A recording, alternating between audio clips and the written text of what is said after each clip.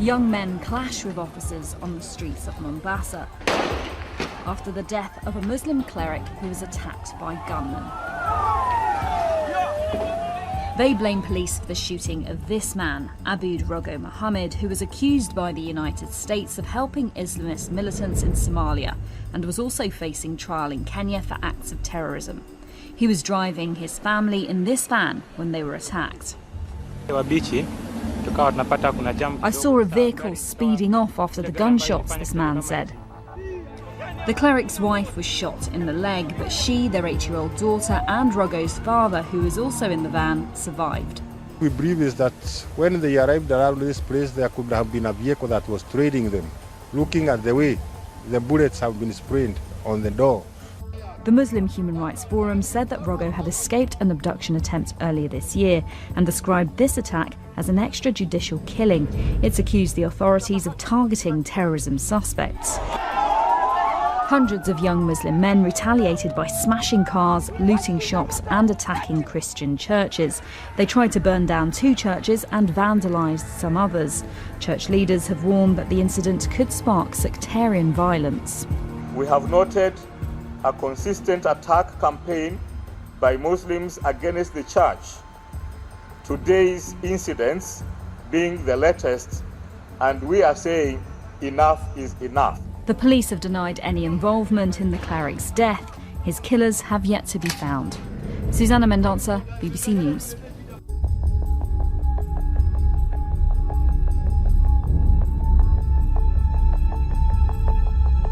Security of this country relies on the government of Kenya. And the military is a military that is kept in the barracks by the taxpayers of Kenya. We want the security of this country to be ensured. But in terms of human rights, security of Kenya, human rights is an issue that this country, or this government, must ensure that every Kenyan live without fear of being attacked. Again, there is also the element of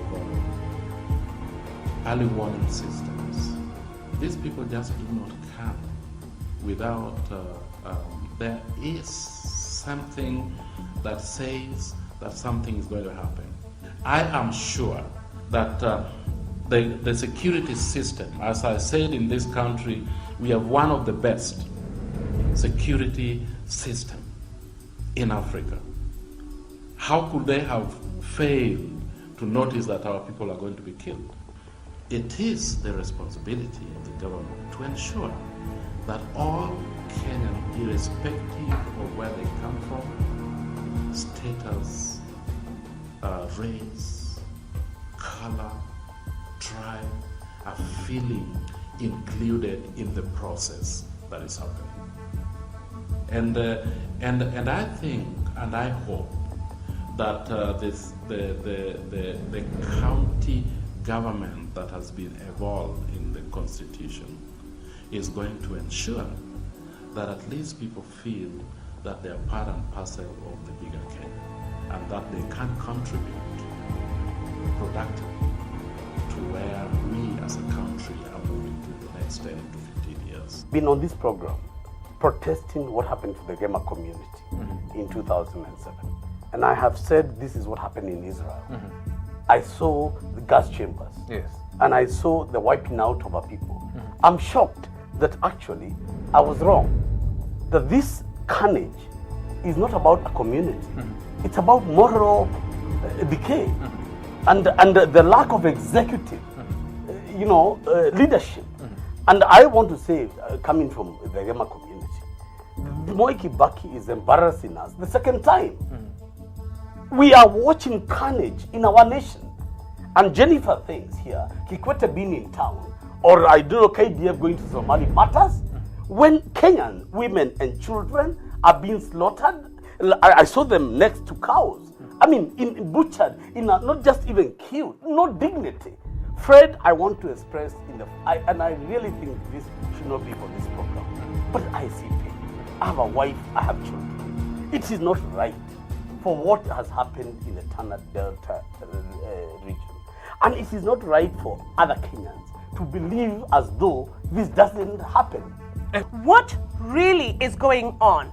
We talk about these people, we watch the news reports as if they are not even Kenyans. If you ask an average Kenyan, who are the Pokoma and who are the Orma, nobody knows. The other time we saw there was a murder somewhere, I think it was Mungiki, who were killed in Kirinyaga County, and it was spread all over the front pages of these newspapers, and everything literally came to a standstill. There's an impression that this is not part and parcel of Kenya, and we should ask why, and that is why I'm asking, why are we not interrogating the historical reasons and what has brought this about? Because if you ask us now on the show, what exactly is going on? We understand that there is some conflict between water and the agriculturalists and the pastoralists, but is it deeper? But the issue Mr. Okungu is raising is far beyond the president. It's whether he's competent. It's whether the president is competent. We have a commander-in-chief who cannot work. Fred, I mean, I'm telling you, he's got the instruments of power. And our people are dying helplessly. Now, I don't know how to say it anymore forcefully. There can be no other priority in this nation. There can be no other thing that is important. In fact, Parliament, if I were sitting there today, I would have suspended the business under section Standing Order 23 on a matter of national security and importance for Parliament to dispose of all other business, to discuss nothing else but the murders and unwarranted killings of people at the Tana Delta. And let me say this, and the danger Ms. Shamala will face. If in the next 6 months, because people have seen killing and you can get away with it, you see them on TV.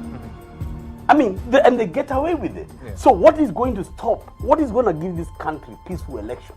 We are facing in March the 4th a litmus test as a country for the army, for the president, for the courts, for the IBEC. All the instruments of power, of whom the president is the head. If our president does not give leadership today, the country, I'm telling you, called Kenya, and its future is very dim.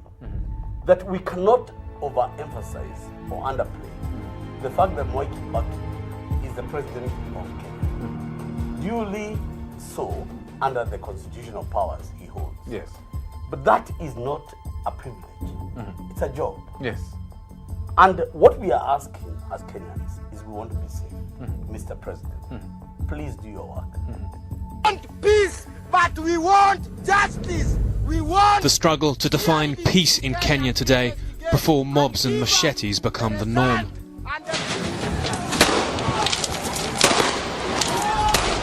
Police, blunt now in their approach, haven't stemmed the violence, haven't broken the cycle of tribal brutality.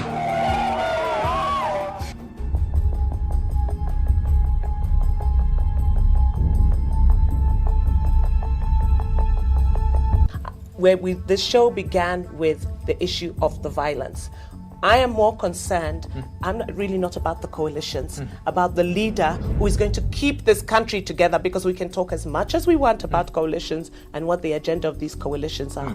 There may be no country to run, and this is my concern. I fear, I say it time and time again, we do not want to see a balkanization of this country. I say time and time again, these issues, we cannot sugarcoat what is sectarian. Ethnic violence, we know it, we recognize it, we see it.